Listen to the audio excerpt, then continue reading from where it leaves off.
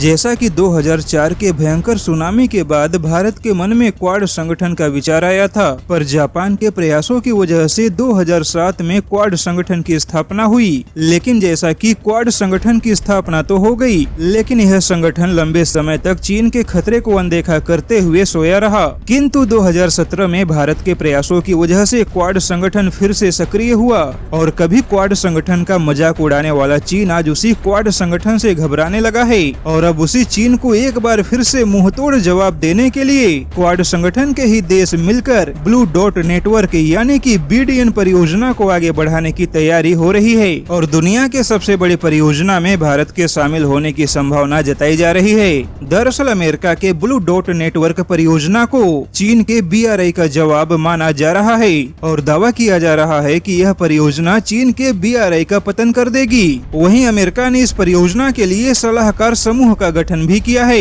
और जल्द ही पेरिस में इस परियोजना को लेकर पहली बैठक होगी। लेकिन चौंकाने वाली बात यह है कि अमेरिका की इस परियोजना में पूरे $12 ट्रिलियन से ज्यादा खर्च करने का अनुमान लगाया गया है। वहीं अमेरिकी जानकारों का मानना है कि भारत ब्लू डॉट नेटवर्क में शामिल होकर चीन के BRI परियोजना के प्रभाव को रोकने में बड़ी भूमिका निभा सकता है, क्योंकि चीन की BRI परियोजना भारत के लिए भी एक बहुत बड़ी समस्या है। वैसे देखा जाए तो अमेरिका की इस परियोजना में भी एक बहुत बड़ी समस्या है और वह समस्या यह है कि चीन के BRI परियोजना का पूरा खर्च चीन की सरकार उठाती है। ऐसे में चीन की सरकार अपने राजनीतिक फायदे और महत्वाकांक्षाओं के लिए नुकसान भी उठाने के लिए तैयार रहती है। लेकिन अमेरिका के ब्लू डॉट नेटवर्क में सरकार के साथ प्राइवेट कंपनियों की बड़ी भागीदारी होगी और प्राइवेट कंपनियां बिना फायदे के कहीं पर भी पैसा नहीं लगाती। ऐसे में अमेरिका के लिए प्राइवेट कंपनियों को इस परियोजना में शामिल करना एक बहुत बड़ी चुनौती होगी। लेकिन अच्छी खबर यह है कि 2019 में डोनाल्ड ट्रंप ने इस परियोजना में कोई दिलचस्पी नहीं दिखाई थी,